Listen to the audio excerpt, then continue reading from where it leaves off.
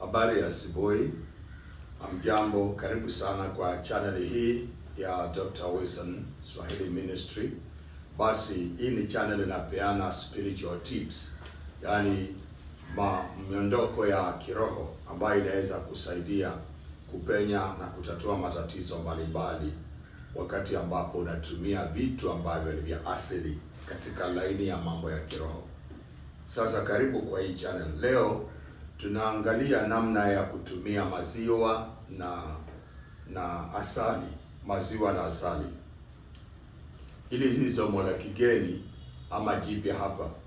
Nimewaifundisha jambo hili, lakini kuna mengi ambayo napenda niongeze ili watu waweze kufanya jambo hili liweze kuwaletea faida katika malengo wao nayo wanayolenga nayo, ili waweze kupata faida nayo. Sasa jambo la kwanza, utahitaji maziwa. Hayo maziwa ni vizuri upate maziwa ya ng'ombe. Maziwa ya ng'ombe au maziwa ya mbuzi.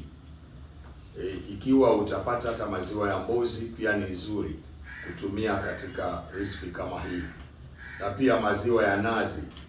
Wale ambao mnajua maziwa ya nazi ni maziwa ya miujiza. So ukipata maziwa ya nazi pia itakuwa ni bora, itakuwa ni nzuri kusaidia katika jambo hilo. So kwanza upate maziwa, alafu upate asali. Asali ambayo tayari haijachanganywa. Asali ambayo ni original honey. Organic original honey. Asali ambayo haijachanganywa. Watu wanakudanganya, wanakuletea asali wamechanganya vitu. Ikiwa utatumia asali kufanya mambo ya kiroho, jifundishe kutafuta ile original. Sasa kuna asali nyingine ambayo ni original, imeshatengenezwa, na nyingine ni mbichi. Hata ikete zote mbili zinafanya kazi hiyo. So utafanya nini? Ukitaka kutumia, kabla hujatumia mchanganyiko huu, kuoga kwa kawaida, kujiosha uchafu wa kawaida na sabuni ile ambao huwa unatumia maji ya kawaida, unaoga sabuni. Basi hiyo ufanya hiyo kwanza. Kisha fanya hiyo, alafu sasa uje katika hii nyingine yenye nataka kukuambia. Utachukua glasi 2 kama hizi za maziwa.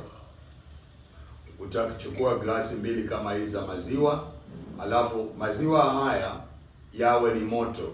Chemsha haya maziwa yawe moto. Unanielewa? Haya maziwa yawe moto. Ukishachemsha yawe moto, changanya ndani ya asali. Changanya ndani ya asali. Kama hii maziwa unaona hapa kwa glass tayari imechanganywa na asali. Nimechanganya na asali kwa sababu nilikuwa nimefundisha na Kizungu. So unachanganya na asali ambao maziwa ilikuwa ni moto, unaiweka chini, ngoja inachanganyika kabisa, inachanganyika inakuwa ni maziwa. Ukishachanganya asali hivi, jambo la tatu lenye utafanya sasa ni kutengeneza nafasi mahali pa kufanyia huduma. Pengine unataka kuoga sasa. Basi utahakisha mshumaa mweupe. Mshumaa mweupe niliwaambia hauna madhara. Unaweza kucheza nafasi zote. Mshumaa mweupe ndio komanda yao. Hizi zingine zote, kama hujui kutumia mambo ya mishumaa, usijiweke kuhakisha mishumaa wakati unaenda mbele za Mungu kwa mambo ya maombi ama ukifanya practice zote za kiroho. Usitumie mishumaa kama hujui namna ya kutumia mishumaa. Sana sana hizi za kala tofauti. Lakini kama haujui, nyeupe ni rahisi. Huo unajua kutumia, huo ujue ukihakisha mshumaa mweupe, hauwezi ukavuta roho mbaya, hauwezi ukakuingiza kwa shida. Kwa hivyo utahakisha mshumaa mweupe. Alafu ukishahakisha mshumaa mweupe, uanze kuomba. Unaombea hiyo maziwa kabla haujachanganya katika maji yako ya kuoga. Inaitwa spiritual bath. Unaombea hiyo maziwa, yale maneno ambao unataka Mungu afanye. Wale ambao mnasema tayo ni mchawi, tayo sijafundisha nini. Sasa kuna ubaya gani ukitumia maziwa kuoga, lakini unaomba Mungu kwa imani yako. Mkristo, omba na Ukristo wako na imani yako. Muislamu, omba na Uislamu wako. Wewe Mbuddha, omba na Ubuddhist wako. Judaism, omba na Judaism yako. Religious traditional, omba na traditional yako. Kila mtu aombe na dimension yake ya kiroho. Sasa wale ambao ni ndani ya Yesu, kuna ubaya gani ukiomba ndani ya Yesu? Paul anasema katika Wakolosai, lolote mfanyalo katika maneno au matendo, fanyeni katika Yesu, katika jina la Bwana. Sasa wewe omba na jina la Yesu. Omba, ukishamaliza kuomba utafanya nini? Utachukua hiyo maji, hiyo maziwa, umwage ndani ya maji yako ya kuoga. Utamwaga ndani ya maji ya kuoga, uchanganye sasa. Ukishachanganya sasa utaanza kuoga. Unanielewa mwanangu? Utaanza kuoga.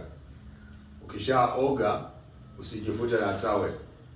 Wacha maji yale yakauke. Ndio maana nilikuambia ni vizuri uoge ile kuoga ya kawaida mbele. Ile yenye unajiondoa uchafu na nini. Manake hii utaoga alafu utaacha ikaukie kwa mwili. Unaweza fanya jambo hili kwa siku 3, maana asali na maziwa ni vitu viko na gharama. Unaweza fanya kwa siku 3, utafungua njia zako, utafungua mambo yako, maana amani itakayoingia kwako ni kali. Mungu ataileta kwako, atakuondolea visirani, itakusafisha. Asali na maziwa ndio mojawapo ya vitu vya dhamana ambavyo Mungu ametaja kwa Biblia. Wana wa Israeli wakipewa ahadi, waliambiwa wanapelekwa kwa nchi inayomwagika asali na maziwa. Vinasimamia, ninajua katika mambo ya kiroho vinasimamia neno la Mungu ambalo ni maziwa, neno la Mungu ambalo ni maji. Petro anaandika, anasema ya kwamba kwa maana tumekuwa watoto wachanga tuliozaliwa katika wokovu, tukulie neno la Mungu ambalo lisilogoshiwa, ambao ni maziwa. Tuyafuate maziwa ya neno la Mungu. Yaani neno la Mungu ni maziwa. Kuna neno la Mungu kwa viwango vyake la maziwa. Maziwa ni ya watoto. Kuna neno la Mungu ambalo ni mifupa. Kuna neno la Mungu ambalo ni nyama peke yake. Kuna neno la Mungu ambalo ni asali. Kuna viwango. Unanielewa? Na kuna neno la Mungu ambalo maandiko yanazungumzia kama wine, mvinyo. Unanielewa? Hizo ni viwango. Sasa mojawapo, mvinyo ni mojawapo ya vitu vimetajwa, maziwa ni mojawapo, mafuta ni mojawapo, maji ni mojawapo, asali ni mojawapo. Sasa unielewe. Unanielewa? Sasa unachukua, unafanya hivyo, unatumianga mafuta kuondeni watu, unatumia maji kubatiza watu, unaweza tumia maziwa na asali kufanya spiritual bath na ukaombea mambo yako siri ambazo zimefunguka ndani ya faida ya mambo haya. Ni kufungua milango yako ya baraka, kifedha, kiafya, mambo ya kufanikiwa na kuishi na amani na watu, vitu kama hizo. Na inasimamia amani ya Mungu ya usafi. Si Mungu wa uzima akubariki. Utakapofanya hivyo utapata faida na utanikumbuka. Kipindi hichi unapofanya jambo hili, uepukane na tendo la ngono. Kama umeoa ama umeolewa, uepukane. Kulala pamoja mnaweza, lakini kwa kipindi unafanya hii, kama ni siku 3, kama ni wiki moja, basi tulia mwanangu, tuliza boli, weka kando jembe, tuliza kwanza. Baada ya kumaliza mnaweza rudiana. Wacha iwe tu ni kama wakati mnafunga na kuomba. Mungu atawajalia. Wale ambao ni vijana wa kike na wa kiume, mna boyfriend na girlfriend na mmepangiana kuingiana na mambo hayo, basi ukifanya hili unatenga nafasi kwa ajili ya hiyo kipindi ili uone msaada wa hii jambo. Asante. Si Bwana akubariki, tukutane kwa video nyingine.